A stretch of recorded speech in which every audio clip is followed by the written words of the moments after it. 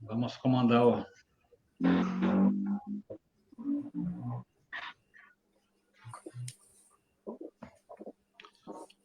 Já estamos ao vivo já. Dá boa noite para o senhor Elias e boa noite para o padre Vanzella.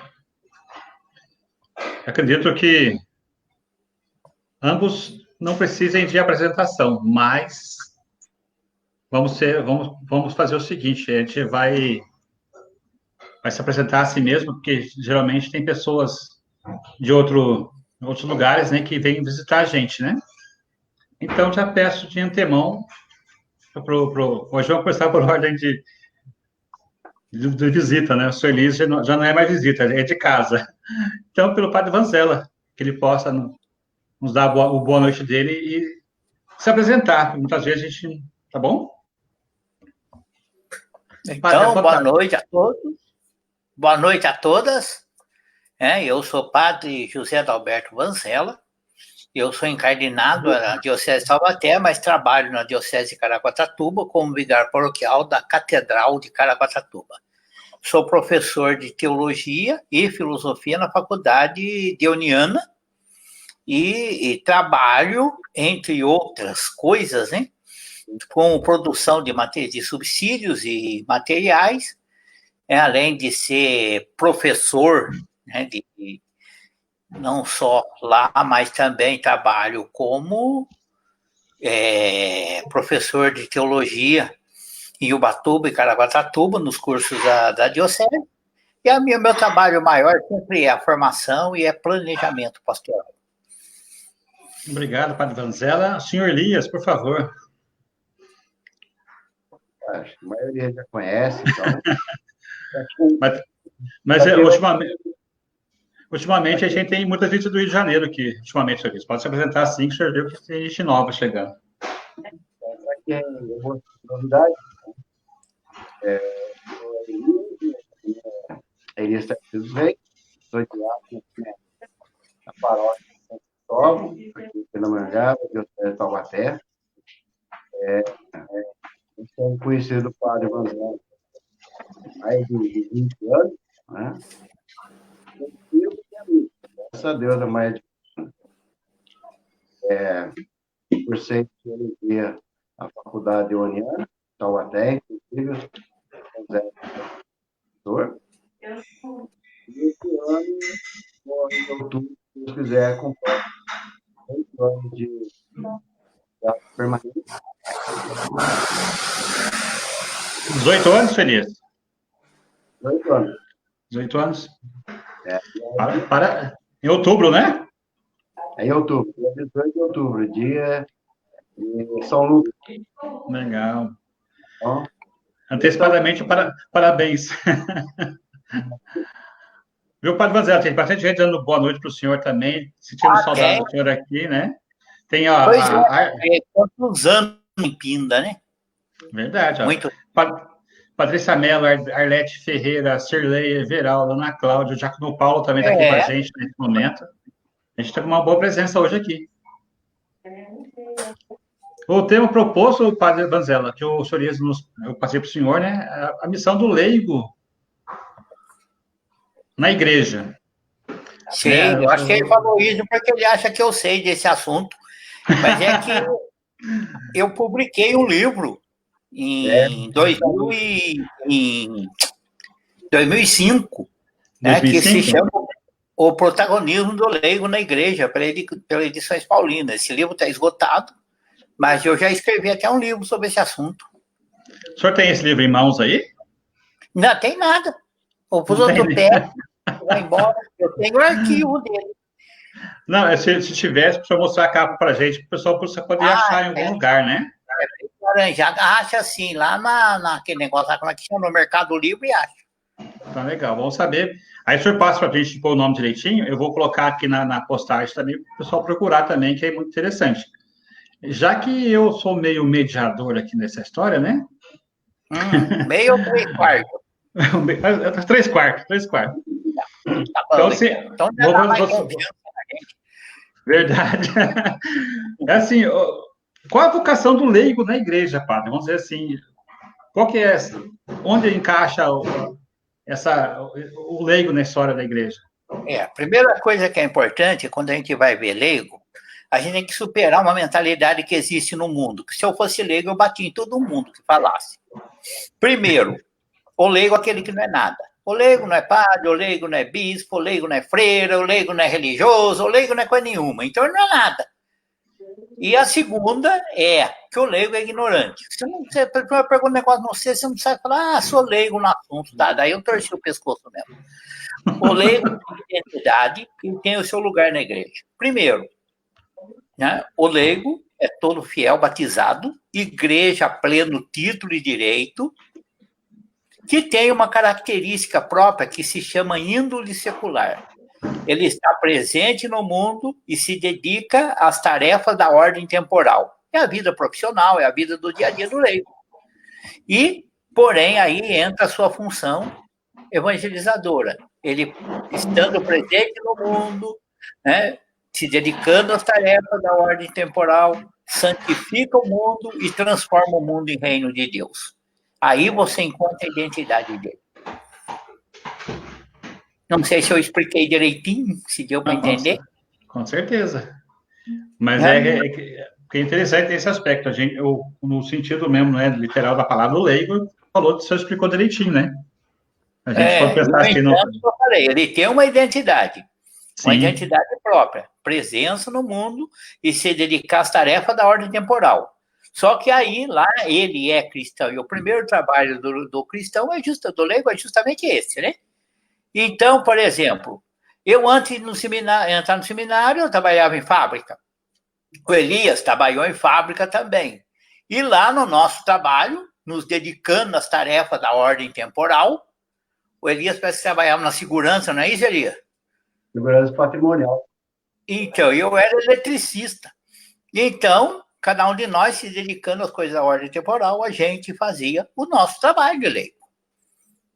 Verdade. Senhor, isso. Você também, né? Trabalhou em fábrica, não é isso? Trabalhei. Mecânico e montagem também. Todo mundo é industrial aqui, tudo na indústria. Nós somos... Tá certo. Senhor, isso, à vontade, tá? Só queria que o Vandela pudesse falar alguma coisa para nós. Quanto que o Concílio Vaticano II foi importante para que o leigo pudesse ter esse protagonismo na igreja, conforme você trabalhou muito bem o assunto lá no seu trabalho lá de mestrado, lá que acabou se tornando um livro. Olha, primeiro, não tinha claramente assim uma dimensão, e todo mundo fazia tudo quanto é coisa. Depois, com o tempo, daí sim, a coisa foi se clericalizando e tal, principalmente a partir da queda do Império Romano. Daí os assumiu tudo e os leigos ficaram de fora nessa coisa. A teologia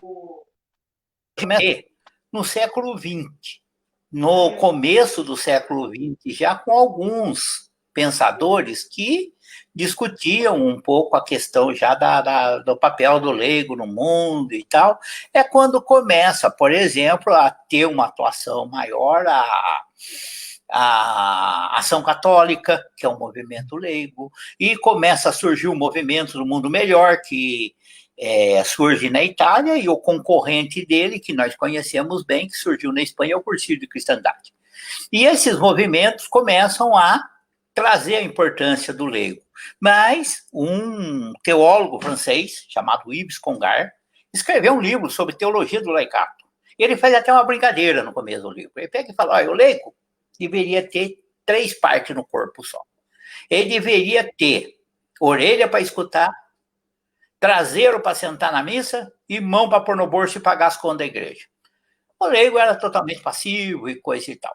O Concílio Vaticano II, quando ele começa, ele vai na linha teológica proposta pelo Congar. E quando ele vai, daí, então, tem uma comissão específica que vai trabalhar o laicato, que vai fazer um decreto que se chama Apostolica Tositatem, que é sobre o leigo. A identidade e a missão do leigo na igreja e no mundo. E esse documento, então, coloca a origem da vocação do leigo no próprio batismo, porque batizado, enxertado em Cristo, participa do tríplice munus de sacerdote, profeta e pastor. Ele vive o sacerdócio comum, mas ele também vive da palavra, e ele também é rei, ele também serve. E, a partir disso, enxertado em Cristo, é que ele vai começar a exercer os ministérios dele. Do Concílio Vaticano II, que deu a ele uma identidade que ele não tinha. E, a partir dessa identidade que lhe foi dada pelo concílio, ele começa, então, a crescer e a atuar. E daí, logo depois, o Papa Paulo VI, ele vai escrever um motu próprio, né, um documento menor um pouco, que se chama Ministeria Quaedam. E nessa carta, o que vai acontecer na Ministeria Quaedam? Vai reconhecer os ministérios leigos. A partir daí, o leigo foi só crescendo, foi podendo ocupar cada vez mais espaço, e o ponto mais alto desse assunto é a Conferência de Puebla. Não sei se era isso mais ou menos que você queria.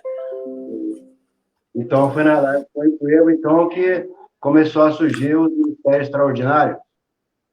O Ministério Extraordinário, de certa forma, até que começou a existir na época do concílio, mas com a Ministéria Quaedam, daí se tornou uma coisa oficial. Que não tinha assim, um documento para isso. Ok, agora vamos fazer. E não só ministérios, para você ter uma ideia, no Brasil sempre foi um pouco diferente por causa da nossa situação de ausência de clero, por causa das distâncias, por causa dos problemas coloniais e coisa e tal, mas a catequese no resto do mundo era dada por padre, o leigo não podia nem ser catequista. E hoje... daí começou a crescer os ministérios, em praticamente todas as áreas. A liturgia se torna participativa e os leigos exercem ministérios no altar, seja, né, eles estão lá para leitura, tem acólito, diácono, ministro de Eucaristia, e tem comentarista, e não só no altar, lá fora também tem acolhida, tem o pessoal que tem as pastorais que sustentam a liturgia, por exemplo. Mas, fora isso, ele começa a exercer ministério em outras áreas. Por exemplo, para a gente ser professor de teologia, é necessário que a gente tenha um mandato que se chama missio canônica. Essa missio canônica é uma autorização oficial da igreja, porque teologia é dada em nome da igreja. Então, eu tenho que ter a missio canônica. Tem muitos leigos hoje que têm missio canônica, são professores de teologia oficiais da igreja. Então, em todas as áreas a coisa avançou. É interessante a gente ter essa visão que o senhor falou, no aspecto, a gente, muitas vezes, o entendimento, né? A gente está de fora da igreja, o leigo é aquele que é o inocente útil ou útil inocente, eu não sei qual poderia dizer que nesse aspecto. Né? Porque fica mais ou menos assim. Então, o leigo é ministro da Eucaristia. Por quê? Porque falta padre. Não é. Ele é ministro da Eucaristia porque ele é batizado. O ministério dele vem do batismo, não vem da necessidade histórica. E o concílio vai colocar isso daí. Agora, outra coisa que é muito importante, que a gente tem que pegar, é outro documento, que é justamente o documento sobre a igreja, que é a Lumen Gentium. E a Lumen Gentium, ela trouxe uma outra contribuição enorme para nós, que foi justamente o quê? A igreja deixou de ser vista como uma igreja simplesmente hierárquica, piramidal. Ela tem hierarquia? Tem. A hierarquia necessária? Por quê? Porque nós temos um modelo de igreja que se chama instituição e que é de fundamental importância para que a igreja seja sacramento de salvação. Se não é a instituição, o povo não tem a visibilidade. Além disso, ela tem que ter o quê? O trabalho apostólico, tem que ter os ministérios de governo, essas coisas todas. Mas o ponto de partida agora para nós, para a nossa reflexão, mudou. Agora a gente discute a partir do quê? De uma eclesiologia de comunhão. A partir da comunhão que existe entre o Pai, o Filho e o Espírito Santo, nós devemos viver a comunhão na igreja. E o mais importante é o quê? Que agora não é se é clero, se é religioso, se é leigo, mas é ser batizado. A partir dessa igualdade fundamental dentro da igreja, é que a gente vai trabalhar. Inclusive, uma das brigas que a gente tem é que enfrentar é superar o que a gente chama de clericalismo, que é a corrente que ainda enfrenta isso por motivos, sei lá. Mas a gente vê, por exemplo, o Papa Francisco, na Evangelii Gaudium, 95, 96, gente, 90 e 100, eu não lembro o número de cor agora, mas ele vai falar assim: o sacerdócio ministerial nada acrescenta que o recebe. Pelo contrário, faz dele servidor do sacerdócio comum dos fiéis. Então, agora, a gente é todo mundo. E todo mundo junto. Numa igreja que ela é uma unidade, mas ela é diversa. E dentro dessa diversidade, nós temos a diversidade da igreja interna e diversidade do mundo. E por causa disso, por exemplo, que a gente fala de pastoral de conjunto, eclesiologia de comunhão, a gente tem conselho de pastoral, conselho administrativo, pode criar outros conselhos, como, por exemplo, conselho de obras, quando a gente precisa disso, pode criar um conselho missionário. E o conselho, o que é? É todo mundo discutindo. Se a gente vai numa assembleia diocesana de pastoral, o voto do bispo é igual ao voto de todo mundo. Não tem diferença nenhuma. Por quê? Porque nós somos igreja. Esse é o ponto de partida de toda a discussão.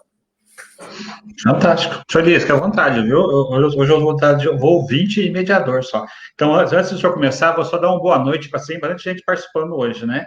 Fátima Oliveira, o Alexandre Rodrigues, o Gilvan, o Brandon de Jesus, quem mais aqui? Laura Fernandes, a Silvia Helena, a Germânia, o Everaldo, a Cláudia, a Laura. Água passarinho bebe, Rita Carvalho, quem mais está aqui? A Cirlei, a Dona Marli, a Patrícia Mello, a Arlete Ferreira. Fica à vontade, padre. Estamos em casa. A Ana Cláudia, o Everaldo, o Diácono Paulo também está aqui. Então, se você tem alguma pergunta, né, referente ao tema, o Paulo. Camila Sampaio também está aqui. Ó, fica dentro do tema que a gente está abordando aqui, de missão do leigo na igreja. Faça uma pergunta para a gente poder encaminhar para o Padre Vanzella para ele poder esclarecer para vocês, tá bom? Maria Fidelis também, boa noite, bem-vinda. Senhor Elias, agora a palavra é sua. Então, Vanzella, e a partir dessa, vamos dizer assim, dessa movimentação do leigo na igreja, né, do lugar do leigo na igreja, vamos dizer assim, é que surgiu, então, esse trabalho de pastoral.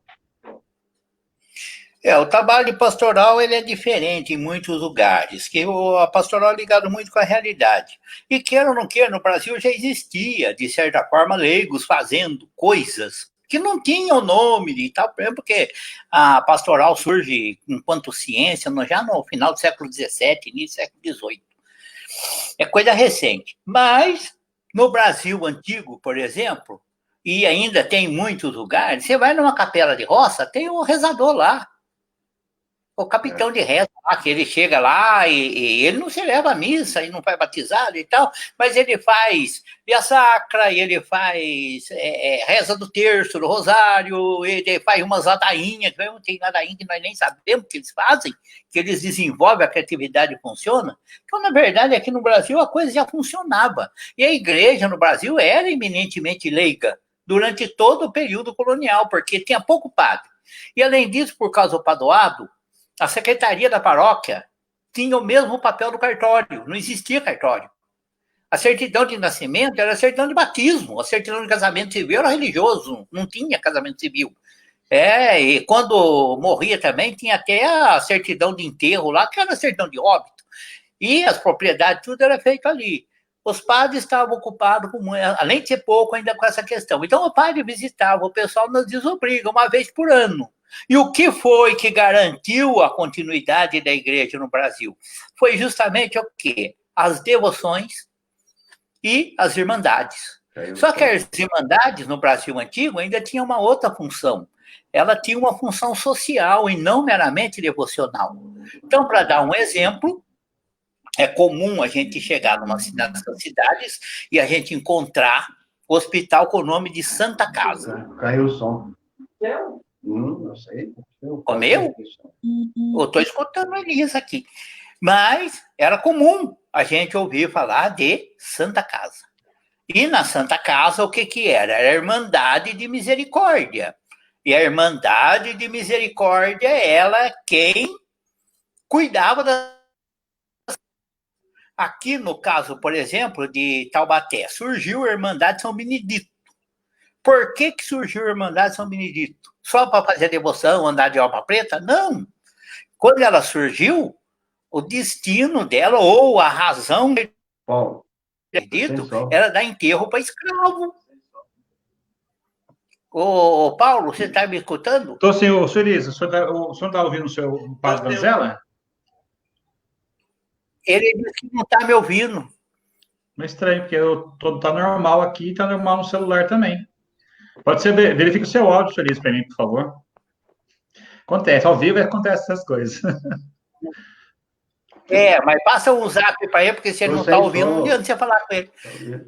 Mas aí... Você não está ouvindo? Permitir só, senhor Elisa. Pode ficar à vontade, fala com ele aqui. A vez está ruim.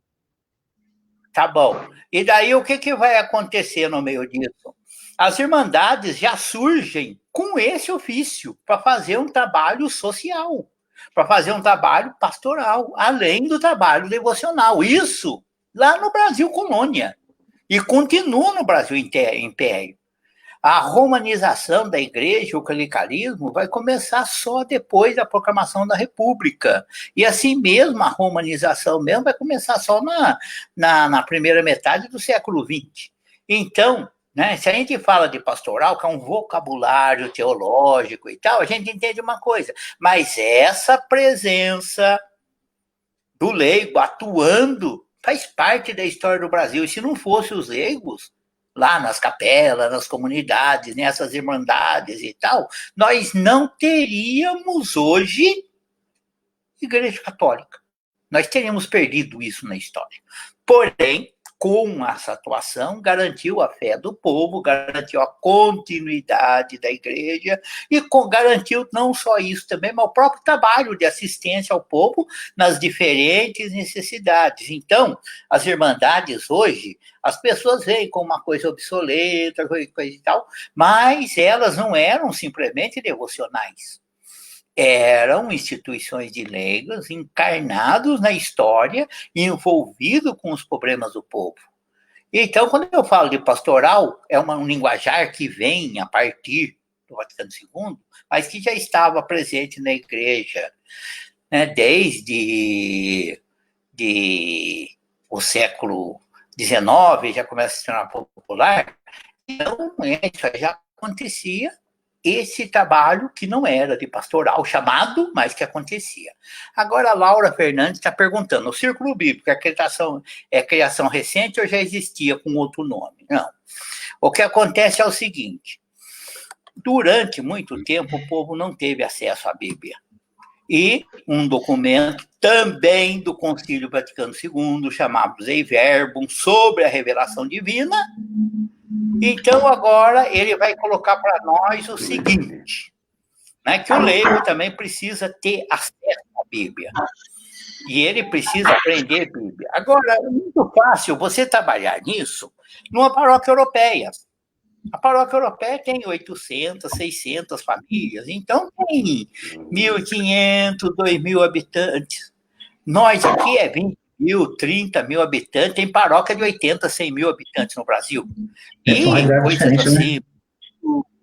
É uma coisa muito pior. Então, a gente teve que trabalhar de uma forma diferente.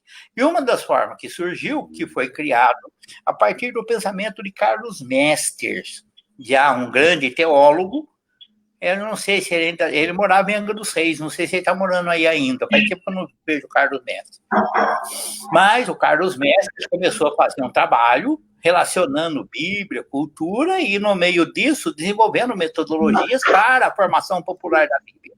E uma dessas metodologias foi desenvolvida por ele, é o que nós chamamos agora de círculos bíblicos, onde a gente usa uma metodologia que parte da realidade, depois ilumina essa realidade com a palavra de Deus e apresenta propostas de ação. E a gente estuda a Bíblia, na verdade, em vista da ação evangelizadora e pastoral. É uma coisa diferente. Não vai estudar exegese, ficar discutindo um monte de outras coisas, mas é uma formação muito mais voltada para a vida, uma formação mais prática. E a gente tem que lembrar uma coisa importante que os bispos falaram nas antigas diretrizes de pastoral. A Bíblia não foi feita para formar doutor, foi feita para formar santo. E o círculo bíblico vai justamente contribuir para isso, para que as pessoas possam também crescer da ligação fé e vida. Mas isso vem da Dei Verbo, com essa contribuição muito grande do Frei Carlos Mestres, que a gente ainda, quando entra na teologia, a gente lê o livro dele por trás das palavras, e depois a gente via outras coisas, e eu tive o prazer de conhecer o Carlos Mestres pessoalmente, inclusive trabalhar algumas coisas junto com ele, como, por exemplo, em 2010, aconteceu um congresso em São Paulo sobre a questão ecológica e tal, e eu participei desse congresso a partir do tema da campanha da fraternidade do ano. E, nessa mesma época, o que aconteceu? O Carlos Mestre estava falando sobre as bases de uma visão de vida na Sagrada Escritura. Então, nós trabalhamos juntos dentro de um mesmo curso. E uma aluna dele, Tereza Cavalcante, foi minha orientadora de doutorado. Então, daí eu trabalhei muito com ela também essas questões. Mas, quando a gente fala de círculo bíblico, sim, dentro da metodologia de estudo bíblico, é uma coisa bem recente. Recente, porque a história da igreja é de 2000 anos, círculo bíblico tem 50 no Brasil. Não sei se deu para entender. Agora, ficou todo mundo quieto, o Elias sumiu, ninguém mais fez nenhuma pergunta. Nenhuma pergunta, mas isso é interessante o que o senhor falou, né? Conhecer essa história, né? Muitas vezes a pessoa acha que é por acaso que as coisas acontecem, não existe sempre um trabalho que vem desenvolvido durante um tempo e ele é exposto, né, para a pessoa para fazer o dia a dia, né? Gente, a teologia evolui. Evolui por quê? Para todo mundo estudando, faz mestrado, faz doutorado, né? Está estudando. Está fazendo pesquisas. As pastorais também estão fazendo experiências, estão fazendo pesquisas. E isso faz com que o nosso trabalho avance. E é claro, né? O Espírito Santo, que é o motor de tudo isso. Né? O concílio foi um grande momento do Espírito Santo, o círculo bíblico foi outro grande momento do Espírito Santo. E nós vivemos outros momentos do Espírito Santo hoje. Agora tem uma pergunta. Antes, nas escolas, tinham aulas religiosas. Isso era imposto pela igreja ou era também pelos leigos? Isso era lei. A educação, por causa do sistema antigo do Brasil, colônia, Brasil Império, que era ligado ao Estado, à igreja, então o Estado obrigava o ensino religioso. E eu fazia isso, só que o Estado não era santo, não, ele era malandro. Eles faziam da religião uma força para o braço colonizador de Portugal. Eles não eram inocentes, não, era bem maldosinho. Basta para a gente ter uma ideia, ficava aquela mentalidade, olha, Jesus Cristo sofreu, você tem que sofrer também, sofra quietinho, senão você vai castigar no fogo do inferno depois. Mentalidade assim, desse tipo que subjugava o povo à tirania do Estado. E esse costume continuou no Brasil e mesmo depois da proclamação da República, continuou o ensino religioso na escola. Hoje, por lei, a Lei de Diretrizes e Bases reconhece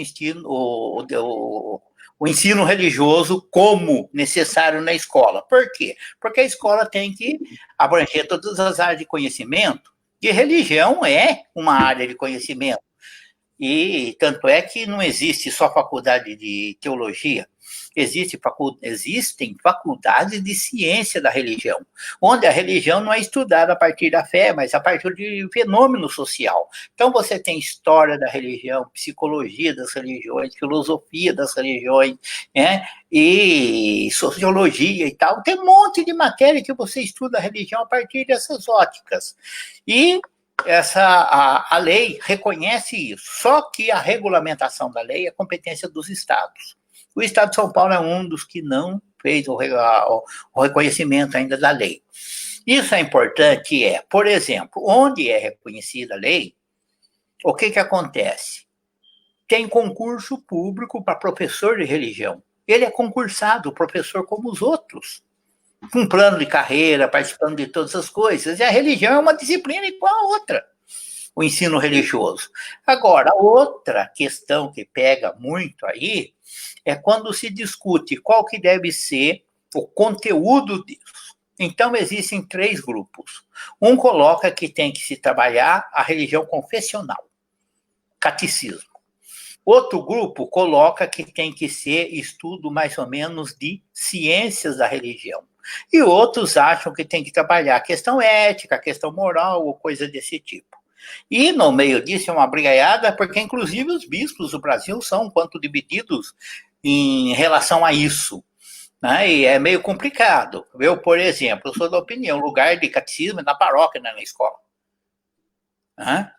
E a pessoa tem que aprender, porque se é iniciação cristã, a gente tem que se iniciar na vida comunitária. A catequese é a iniciação cristã, não é escola.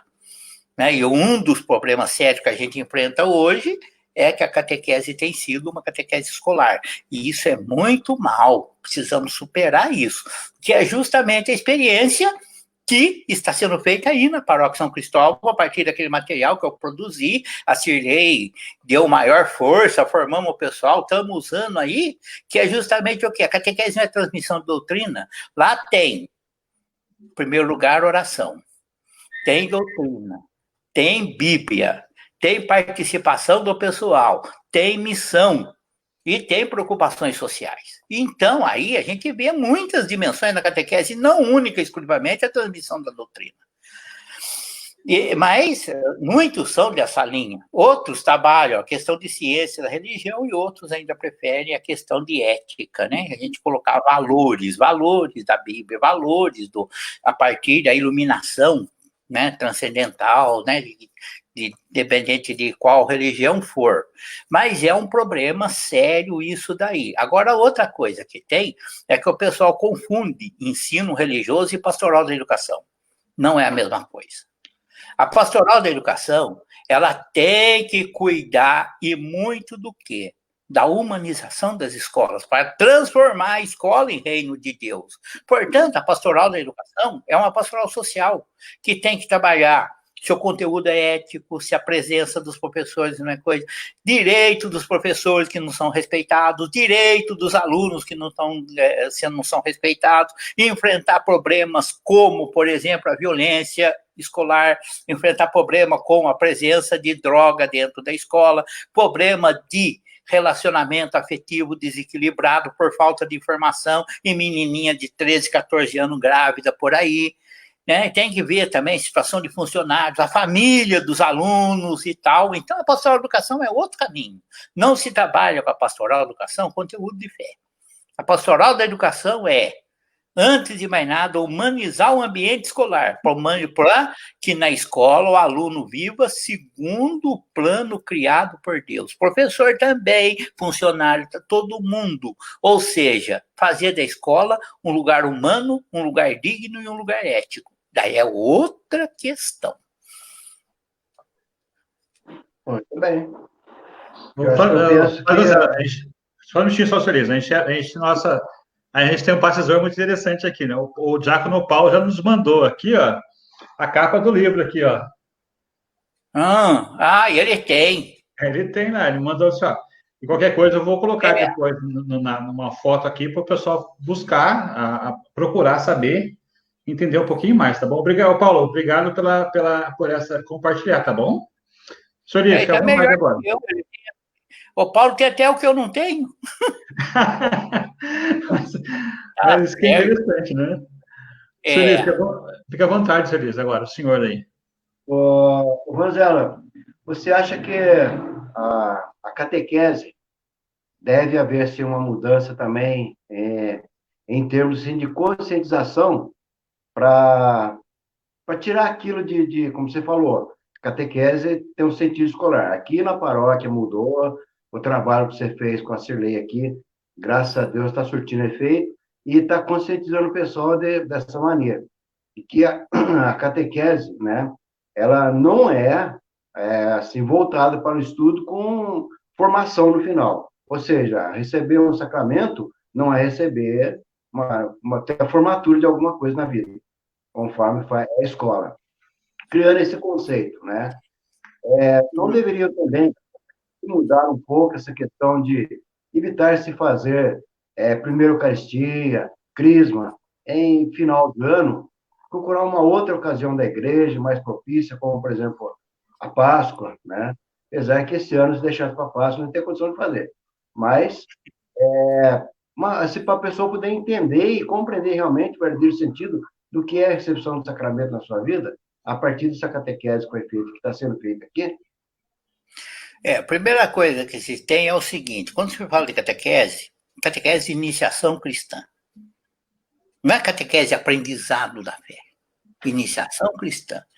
Dentro dessa iniciação cristã, Deus não é objeto de conhecimento. Eu não estudo Deus como estudo Napoleão Bonaparte. Deus é uma pessoa de relacionamento. E o que a gente faz? Nós somos mediadores dessa relação. Esse é um primeiro ponto que é fundamental, que se tem que trabalhar. E, por causa disso, se fala do método catecumenal. Quando eu vou a Roma, eu costumo celebrar a missa nas catacumbas. Geralmente eu vou na catacumba de São Calixto. Quando eu chego lá na catacumba, eu fico pensando, a última vez que eu estive lá, eu celebrei missa no túmulo de Santa Cecília, na catacumba, lá no lugar que ela morreu. E daí eu ficar pensando comigo mesmo, uma menina que vai lá e dá a vida por coisa. Por quê? Porque ela participou de um processo catecumenal onde a vida dela se tornou um viver com Cristo, um viver para Cristo na comunidade eclesial. E antigamente demorava 3 anos isso daí. E não era para criança, não. Catequese era só para quem já estava na puberdade para diante. E o que acontecia? A pessoa, de fato, dava a vida por Jesus. E a gente vê a quantidade de mártires que a gente tem dessa época, que a pessoa, de fato, assumia e vivia a fé. Hoje faz a catequese e depois some da igreja. Some por quê? Aluno, quando se forma, não volta para a escola. Então, toda uma mentalidade errada está aí. Daí, então, você tem que pensar numa catequese que seja catecumenal, que seja, de fato, iniciação cristã, experiência da história, experiência da palavra, experiência da própria doutrina, mas também a experiência da comunhão eclesial, a experiência de uma igreja ministerial e tal. Tudo isso é necessário que seja feito para que, de fato, a gente tenha iniciação cristã. E mesmo quando acaba o período catecumenal, vem o chamado período mistagógico, que é o período que vai se experimentar e viver o mistério de uma forma mais profunda. No caso da antiguidade e tal, e mesmo hoje o certo é fazer isso, mas o pessoal não faz, a primeira comunhão de adultos era feita na vigília pascal. Batismo, crisma e eucaristia. Uma vez só na vigília pascal, adulto. E a partir daí, os 7 domingos da Páscoa são os 7 domingos da vivência mistagógica, de experimentar o mistério. Nada disso mais é valorizado. As pessoas parecem que fazem da catequese um processo que tem que fazer, porque é obrigatório, e graças a Deus terminou. E a maioria das são de livros, reprodução de manuais. E o que acontece? Aí na paróquia já não é mais assim. Então, na mentalidade antiga, era perguntinha e respostinha, o catequista ensina, o catequizando aprende. Agora não, o catequizando é processo, porque para ele ser sujeito eclesial, ele tem que aprender isso na catequese. Então, nós temos que mudar toda essa mentalidade. Alguns lugares me pediram o mesmo material que está sendo usado aí, para fazer a mesma experiência lá com eles. Então, Elias, é necessário tudo isso? É. Catequese não é transmissão de conteúdo. Catequese é experiência de fé para criar uma comunhão na fé a partir da iniciação, que dê tanta coragem que, em vez de fugir da igreja, derramar o sangue pelo próprio Cristo. Né? Lá eu falo para o pessoal, lá é a verdadeira basílica, porque não é basílica de mármore, é basílica de sangue, basílica de vida, que semeou a terra com o evangelho. O cara fazer isso tem que ter muita fé, sinal que era muito bem preparado, que a coisa funcionava. Pena que se perdeu na história. Se valorizou, né? E tanto é que você pode prestar atenção. O material que nós temos aí para catequese na Paróquia São Cristóvão é um material que segue o processo catecumenal. A gente percebeu isso aí mesmo. Então, desde a associação, né, do mundo, da data civil com a catequese é importante, é primordial no aspecto que o senhor falou, né? Tem que separar o que é civil no aspecto de datas, aí, final de ano, como fosse uma formatura, e como o senhor falou, datas marcantes da igreja, onde se pode celebrar, né? Ou ficar na cabeça da pessoa, realmente, aquela data, realmente, eu fiz o meu batizado, não, fiz a minha primeira comunhão, aquela data X eu fiz a minha crisma, então, esses períodos também que o senhor falou que está dentro do calendário e se pode trabalhar com mais energia ou mais eficiência, isso marca na cabeça da pessoa também, né? Minha primeira comunhão, meu batismo, Mas tem outras coisas que pesam bastante. Lembra, Elias, para a primeira vez que eu trabalhei aí, 97, 98, que eu não era nem estudado ainda. Eu estudei a maioria dos cursos que eu fiz na área de teologia, foi depois que eu saí daí. Mas nós já fizemos uma experiência interessante. A catequese terminava no fim do ano, mas a primeira comunhão era no Corpus Christi. E só podia fazer a primeira comunhão quem estava continuando na perseverança, na crisma e outras coisas assim. Quem não estava, não fazia. Não interessa que fez catequese. Não estava vivendo, não fazia. E depois, a outra coisa também que pegou e que foi importante, nós tínhamos a catequese de crisma, mas a crisma era feita em Pentecostes e não no fim do ano. E quem não estava participando de alguma pastoral na igreja não era crismado. Lembra disso, Elias? Lembro perfeitamente. Então, a gente tem que ter essa preocupação justamente de ir além de uma mera transmissão de conteúdo. E nós fizemos isso lindamente naquela época, que a gente, né, nem tinha nada ainda. Você era pedreiro, eu era servente seu para fazer igreja. Mas é interessante. Deixa eu ver, esse resgate que o senhor fez, né? Eu vou analisar, 97 para 2017? É isso? Então, Oi? Nesse resgate que o senhor falou, de 97, que eu já tinha 97. essa sementinha já estava lá em 97, e essa realização para 2017, o senhor caminhou bastante no aspecto de conhecimento também e de implementação, né? O que acontecia é que o Dom Antônio não deixava estudar, né? Então, eu fiz alguns estudos na área de filosofia, fiz pedagogia e fui mais ou menos por mim mesmo. Agora, a academia ajuda muito. Quando eu fui transferido para a cidade de Jardim, nessa época, o Dom Carlos já me deixou estudar. Foi quando eu fui fazer o mestrado, que inclusive foi quando eu escrevi esse livro. E depois que eu terminei, eu estava em Brasília já, trabalhando com campanha da fraternidade, foi uma experiência muito rica, porque eu conheço o Brasil inteiro, norte, sul, leste, oeste, não tem um estado do Brasil que eu não fui capital e interior. E não fui de passeio, fui para trabalhar e viver a igreja, experienciar a igreja. E logo depois que eu terminei a primeira etapa, fui para o doutorado. Que daí a pesquisa foi diferente, bem mais profunda e tal. E isso ajudou, abriu minha cabeça e fundamentou os meus conhecimentos. Eu não parei mais de pesquisar. E eu faço isso o tempo todo. Todo mundo vê aquelas publicações que saem aqui todo dia. Muita coisa eu tenho que correr atrás para poder chegar e escrever. Verdade mesmo. Agora, por exemplo, estou escrevendo um material para as equipes de Nossa Senhora para ajudar, porque esse ano está complicado o retiro por causa do coronavírus aí, e vai sair um material meu para a turma poder fazer. E eu estou correndo atrás também. Daí você aprende a fazer, você vai, daí adianta. Tá certo? Com certeza. Deixa eu aproveitar se dar uma pausinha para tomar uma aguinha aí. Oi, pode falar. Na época, a gente pegava o touro para unha, era ou não era ali? Dá para escrever um livro também, né, pai? Nessa história, né? Não, mas uma coisa que foi muito interessante, que mostra essa igreja de comunhão, essas coisas todas. Quando eu cheguei aí, uma das preocupações que eu tive foi com os conselhos de pastoral. E aí, conselho de pastoral para quê? Para a gente poder fazer, de fato, essa comunhão, essa participação dos leigos e tudo, que é o nosso assunto e tal. E no meio disso, uma das coisas muito importantes foi que cada reunião do conselho era numa comunidade. E tudo que era conversado era discutido em conselho. Se vocês se recordam bem, alguém lembra de eu ter dado ordem alguma vez na igreja?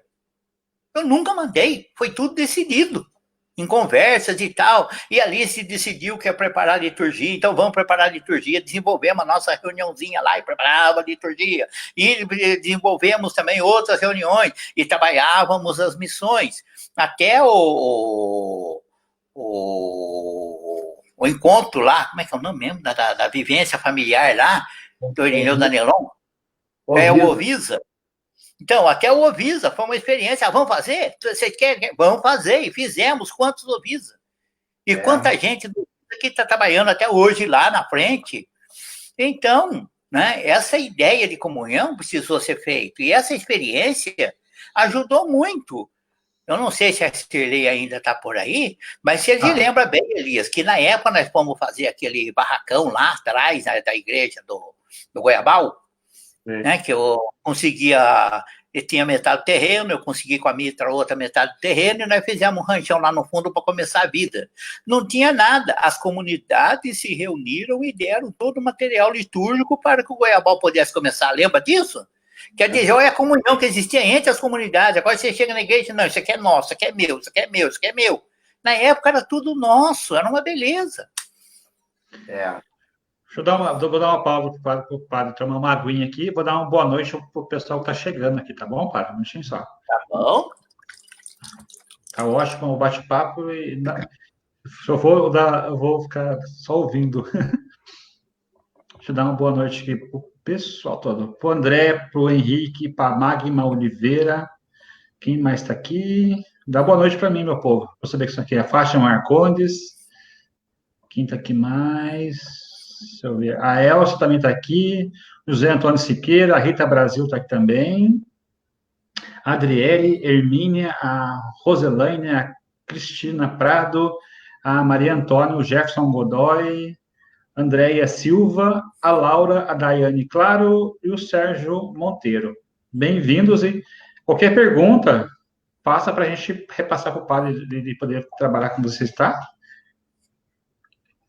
Elias, seu xoxa aqui, tem mais uma perguntinha aqui. Cadê? Me perdi na pergunta. E aí, quando você não faz a pergunta, Elias, eu sempre falei, a Cidade Nova foi o melhor lugar que eu trabalhei na minha vida. E lá nós fizemos a melhor experiência de igreja. Aqui, ó, o Toninho mandando um abraço para o senhor. A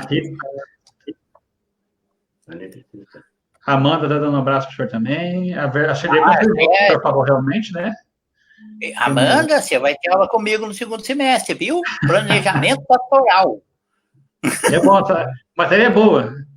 A partilha está sendo riquíssima, né? Vamos só agora a Cirlei.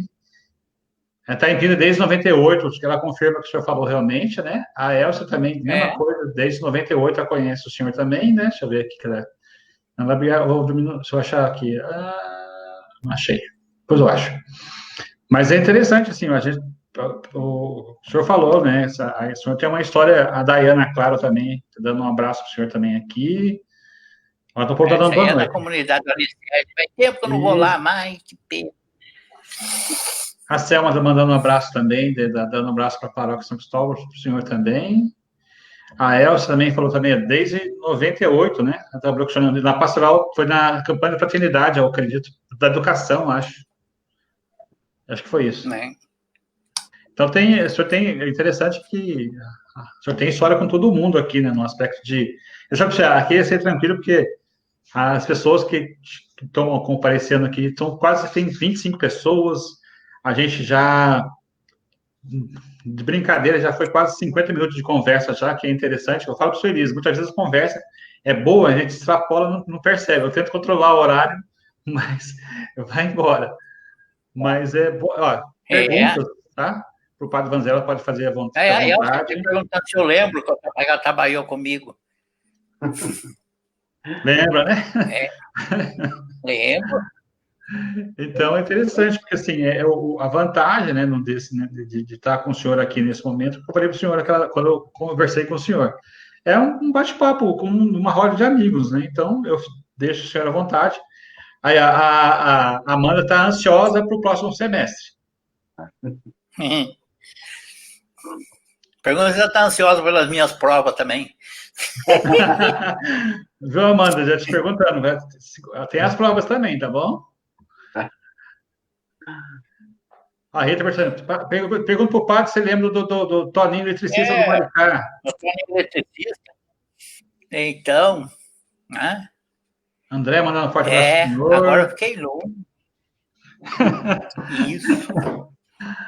Então, isso é interessante. É o que eu falo muitas vezes, né? A gente tem que agradecer.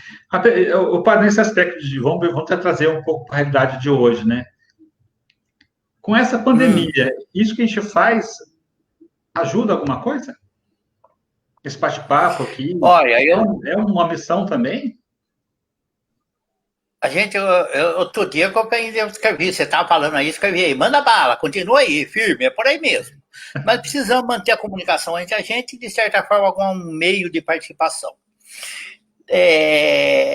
Tudo que a gente pode lançar mão para o Evangelho, a gente deve lançar mão. A gente deve enfrentar, a gente deve ir para frente. No meio disso, é claro, nós precisamos entender que nós estamos com limites. Diz que o Dom Wilson agora deixou a abertura da igreja a partir dos párocos. Eu não sei como é que vai ser, porque é um negócio complicado, porque o povo não sabe disso, mas chegaram 38 exigências da CNBB para poder abrir uma igreja. Porque senão a gente vai matar os outros em vez de rezar. E não matar é um mandamento. E na missa aos domingos é lei da igreja. O mandamento é santificar. Né? E a igreja pode dispensar dessa lei, tanto é que dispensou todo mundo, porque ninguém pode ir mesmo, não tem jeito. Mas a gente tem que pensar que tudo a gente deve fazer lançar mão. E segunda coisa, tudo é aprendizado. Eu fui formado professor, eu fiz magistério em 75, 76, depois eu fiz faculdade de filosofia e tal, fiz pedagogia, mas a formação daquela época. Eu, trabalhando na faculdade agora, tive que aprender a dar aula em distância, eu tive que aprender a usar chat, eu tive que aprender a usar o Zoom, eu tive que aprender um monte de coisa, postar material, corrigir coisa, tudo por aí, coisa que eu não sabia. A pandemia me obrigou a aprender. E eu aprendi, eu acho que eu aprendi, os alunos não xingaram tanto, a avaliação até que foi positiva. Né? Então, aí a gente tem que se virar, a gente tem que fazer tudo isso. Eu acho que a gente não pode se contentar com um pouco. Por exemplo, um problema muito sério. Você pega e assiste a missa pelo Face. De fato, você assiste, você não participa. Não participa por quê? Você não pode fazer uma reza, você não pode comungar, você não pode fazer coisa nenhuma.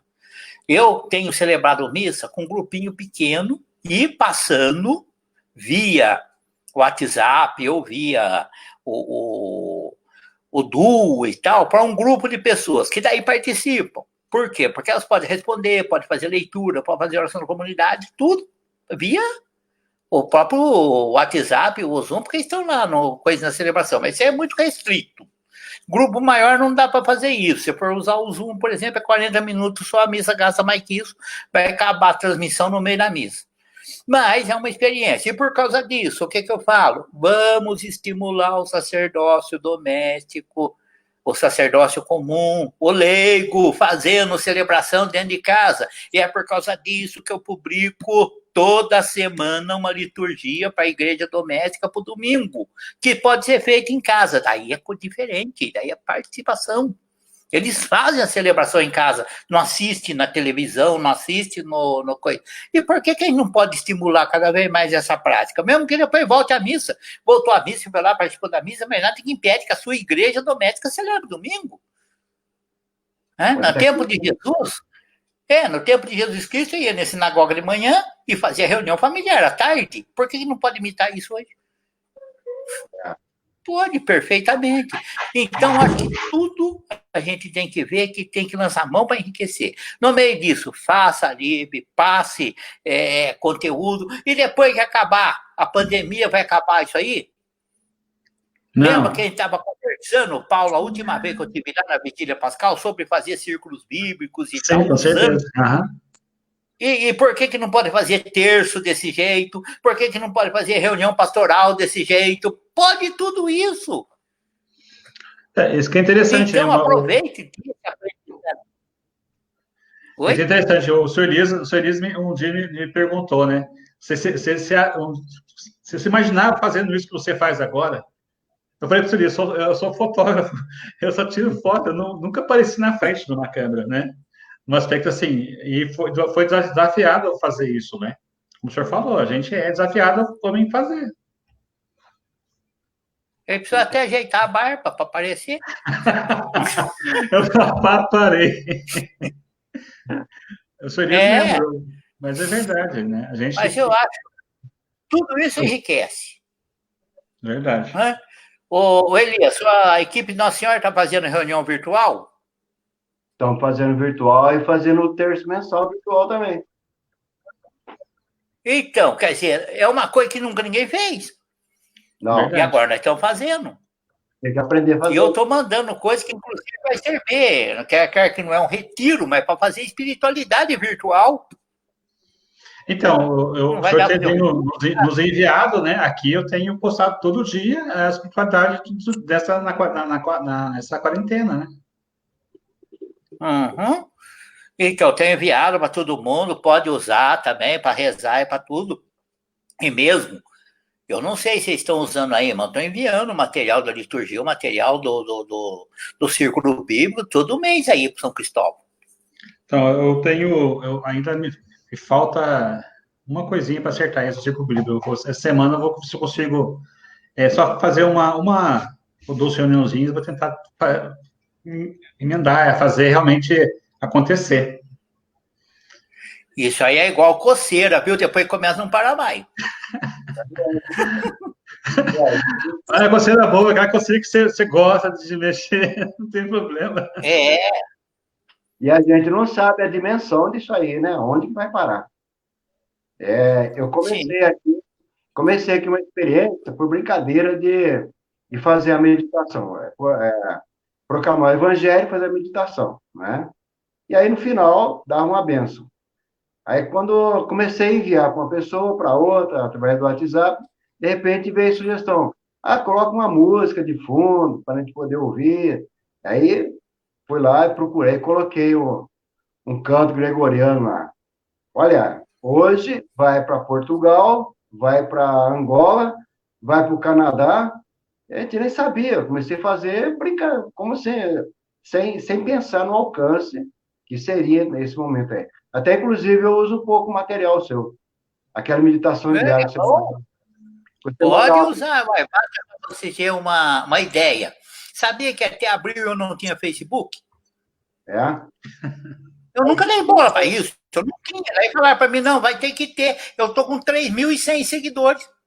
Então, parece que a gente não sabe, né? Mas, de repente, a coisa olha, diz que o diabo foi conversar com Deus e falou para ele, tá vendo como eu sou poderoso? Com uma pandemia só fechei todas as igrejas do mundo inteiro. E daí Deus falou para ele, pois eu abri todas as casas para mim. É verdade. É isso que eu falo, a gente faz o terço aqui, a gente fala sempre assim, né? De fazer a sua casa, a sua igreja doméstica, né? É uma extensão, acho que tem que ter essa mentalidade fixa na cabeça, né? Não é apenas o terço, acompanhando o terço todo dia, não, mas sim, né, fazer a sua casa a sua igreja doméstica, o seu terço, rezar um para o outro, como o senhor falou mesmo, né? Existe uma celebração, por que não fazer essa celebração em casa, né? Também, né?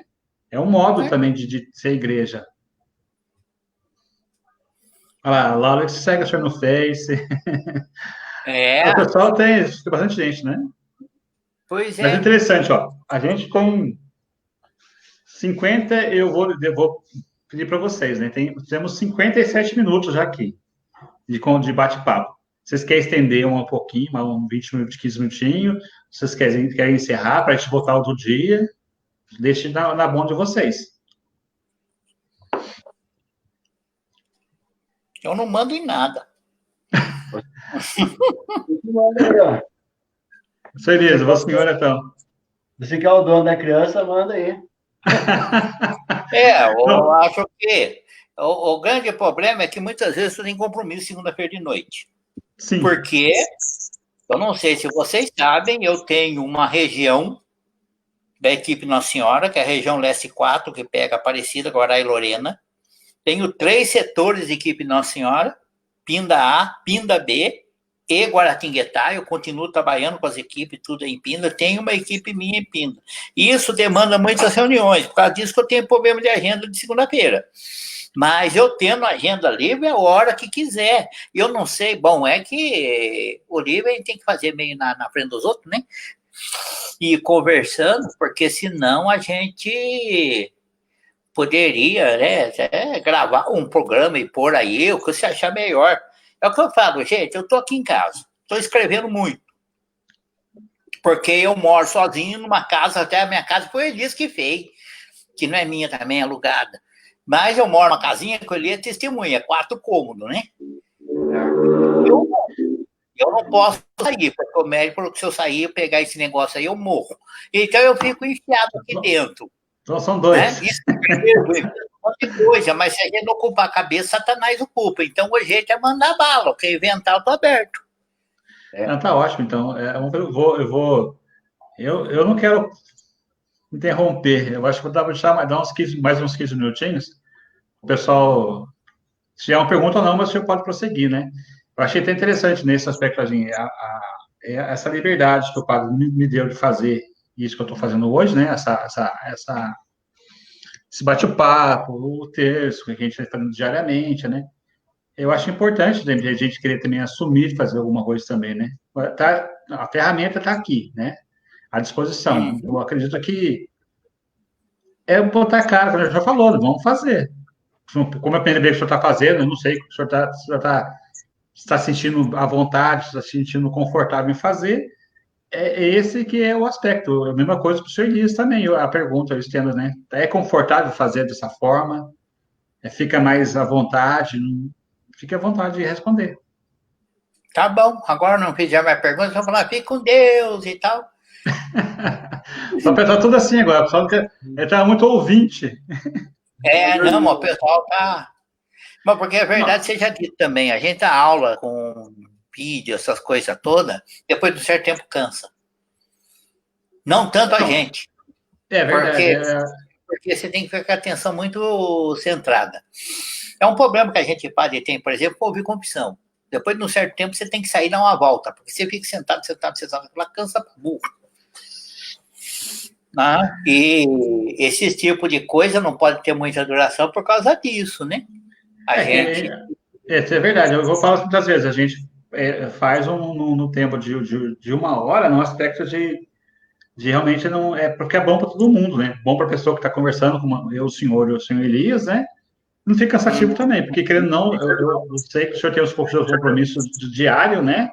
O senhor Elias também tem os seus compromissos dele diariamente também, é atarefado.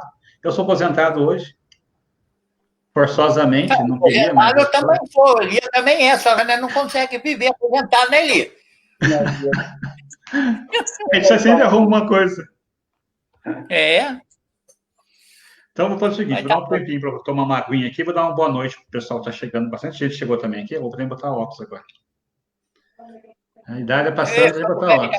Eu e Elias já estamos faz tempo. Dá uma boa noite para o Zé Elias, para a Vilma Vieira, para o Adriano, quem mais está aqui? Quem chegou? O Adriano Marcos, já falei, a Laura, a Meg Dias também. Quem está aqui mais, tem gente chegando, é assim mesmo, né? Vamos... A Laura perguntando para o senhor assim, quer ver? Se as aulas que o senhor dá é dessa forma também. Assim que seus alunos... Suas aulas virtuais. Uma coisa é dar aula na Faculdade Uniana. Sim. Lá, filosofia, teologia e tal, tem um currículo que eu tenho que seguir e acabou, né? Outra coisa, apesar que agora está sendo feito, mas eu cumpri todo o programa, em todas as matérias, eu tenho que fazer isso, né? Outra coisa, por exemplo, nas faculdades de teologia de Leigos, de Ubatuba, Caraguá, que eu dou aula nas duas, daí o relacionamento é um pouco mais leve, um pouco mais light, e a minha preocupação é muito mais pastoral do que uma preocupação, digamos assim, sistemática e tal. Mas é outra forma em si de que a gente pode trabalhar, né? E fora isso, bom, já dei informação de tudo quanto é tipo por aí, a gente tem que enfrentar.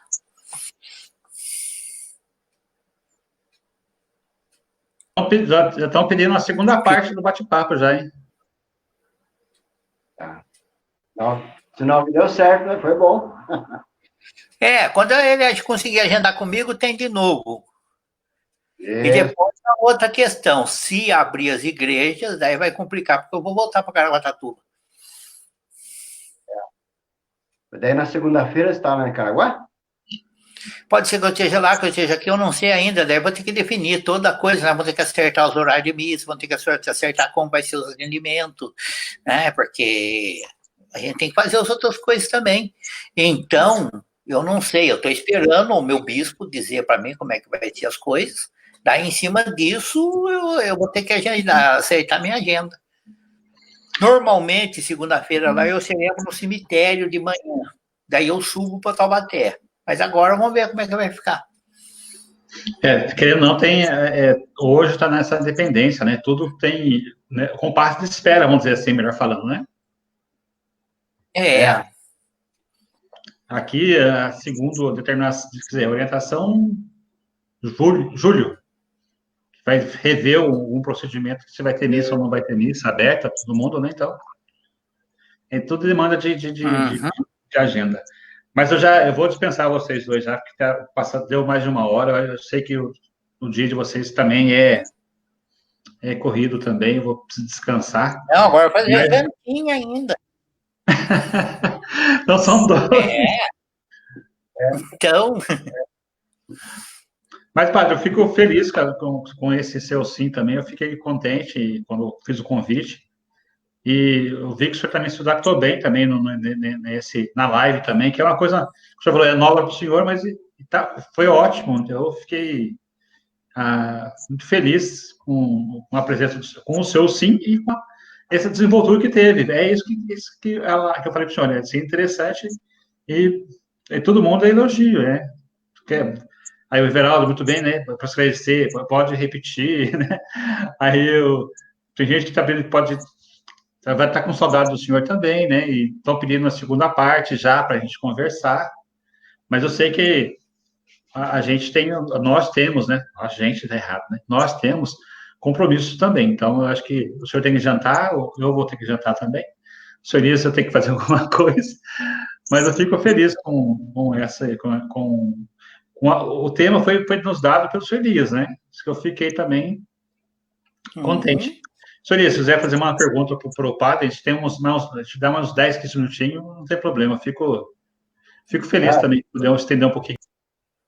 Eu vou deixar eu perguntar outra vez. Se eu perguntar agora, vai mais uma hora para poder explicar tudo. Então, deixar para outro. Tá certo. Não, eu perguntei para o Paulo. Paulo, o que você vai fazer de janta, Paulo? Olha, eu já separei um ovo e um tomate. Eu acho que eu vou fazer um omelete. Qualquer coisa a gente come sardinha de lata. Miojo, tá 2 minutos. Não, demora muito tempo. Melhor fritar um ovinho mesmo, é mais rápido. Mas mexidinho, junto com o tomatinho, resolveu. Não tem problema. Ô, Vanzela, não sei se você viu, mas a Rita apareceu isso aqui. Dá um oi para você que tá. Apareceu, deu um showzinho por trás de você aí, tá de positivo para ela. Vi sim, eu não sei se ela me viu, né, por causa do problema dela, mas eu vi. Ela viu, ele viu, eu falei, viu? Tá bom. Essa é bom. Mas tem gente que comeu hambúrguer. Hambúrguer faz mal. Não, pode ser. Olha, o que vai passar à vontade. Passar à vontade. Verdade, concordo também. Eu vou começar Aí, tem gente que bateu fome todo mundo agora aqui também. Não bateu fome. Não só falando em comida, mas bateu fome para todo mundo. Agora a sua voz está cortando. Tá. Sua voz está cortando. A nossa internet é fantástica, não, sem comentários, eu já vou. Mas tudo bem, eu vou pedir para o.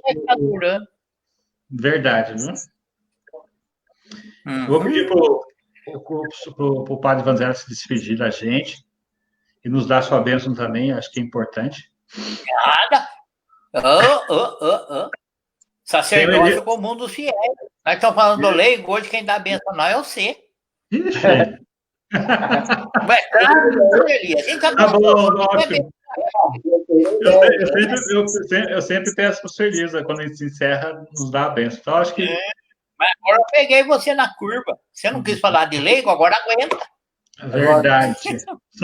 Não, gente, eu acho que foi uma experiência boa. Deu para a gente conversar em si algumas coisas, né? Ter uma noção de algumas questões, coisas que as pessoas geralmente não sabiam. E, né, se der outra oportunidade, a gente continua as conversas. Tá bom? Não, com certeza, e vai ter sim. Eu acho que o senhor Elias também, agradeço a presença do senhor Elias também, que é sempre nos apoiou e me apoia nesse aspecto também de estar aqui junto com vocês, né? Eu fico feliz. E o senhor Elias também, suas considerações finais antes da bênção minha bênção. Para mim é uma alegria muito grande, né? Não poder estar com ela pessoalmente, mas estar através desse modo a gente se relacionar, conversar, dialogar. Então, eu tenho um apreço muito grande por ele, um apreço muito grande por ele, né? Uma vez ele falou para mim assim, olha, amizade é uma coisa que a gente pode estar do outro lado do mundo, que ela continua do mesmo jeito, né? E eu guardei isso para mim. Um verdadeiro amigo realmente que ele é. E além de tantas coisas que ele fez por mim, pela minha família. Então é uma alegria muito grande. Quando você falou que ele ia participar hoje, eu falei, puta vida, vai ser muito bacana. Eu tenho certeza que iria ser bacana mesmo. Então, Aí foi fantástico. Eu acho, pelo que eu tenho visto aqui nos comentários, né? A gente fica feliz porque teve quase 35 pessoas ao vivo assistindo a gente, né? E dando boa noite, agradecendo a presença do Padre Vanzella. E aqui tem bastante coisa. Eu vou, se der certinho, vou compartilhar no Facebook dele também, do senhor. E vou colocar no YouTube da Paróquia São Cristóvão também, que é importante esse tipo de informação, né? Isso que acho que eu fico. Tem gente que chegou tarde aqui, infelizmente, lá. Cheguei tarde. A Lourdinha. A Lourdinha chegou tarde hoje. Isso aí eu voltei com ela no Vigia Pascal. Figurinha carimbada também. Sim, é isso mesmo. Então, eu fico. Oi? Eu quero que você conceder para a gente então, essa oportunidade da gente estar junto aqui, conversando, batendo papo. Eu fico feliz que a situação nos deu essa oportunidade, né? A gente acha que, infelizmente, o Padre Vanzella foi para outra cidade, ele está pertinho da gente aqui, mas nessa pandemia, infelizmente, não podeu ter o contato, assim, olho no olho, tete a tete, fisicamente falando, vamos dizer assim, né? A gente sente essa falta também. Foi um grande professor também que eu tive. Infelizmente, eu não pude concluir, mas eu vou concluir essa faculdade ainda, se Deus quiser. Agradeço, né, novamente a presença de vocês, que Deus possa, assim, né, possa abençoar vocês, né, a vida de vocês, o sacerdócio de vocês também, né, como um exemplo da vida da gente, né. Eu fico feliz em ter conhecido o senhor Elias há mais de 20 anos também, eu acho. E fiquei feliz em conhecer o Padre Vanzella há anos atrás e ter a convivência dele aqui na paróquia e como na faculdade também. É uma ótima pessoa. Viu, Amanda? Fica tranquila, ele não é assim tão bravo, não. Que Deus abençoe não, vocês. Já foi uma matéria. Então ela conhece, então. Já conhece. Então tá bom. Que Deus abençoe a vida de vocês. Eu agradeço de coração a presença de vocês. Eu fico emocionado em poder proporcionar, não só para mim e para todas as pessoas que estão participando desse momento, essa riqueza de conhecimento. Padre, obrigado por tudo e pelo seu sim de hoje e aguardo o senhor na próxima vez, tá bom? Senhor Elias, a mesma coisa, né? A gente se vê por aí também no dia a dia e obrigado a vocês que participaram. Fiquem com Deus e até uma próxima, né? Obrigado a vocês. Até uma próxima. Eu vou desconectar o pessoal do Facebook. A gente vai ficar aqui só para dar um tchau mais informalmente. Isso, casual. Tchau para vocês, fiquem com Deus e até mais, tá bom? Tá, tchau. Estou desligando.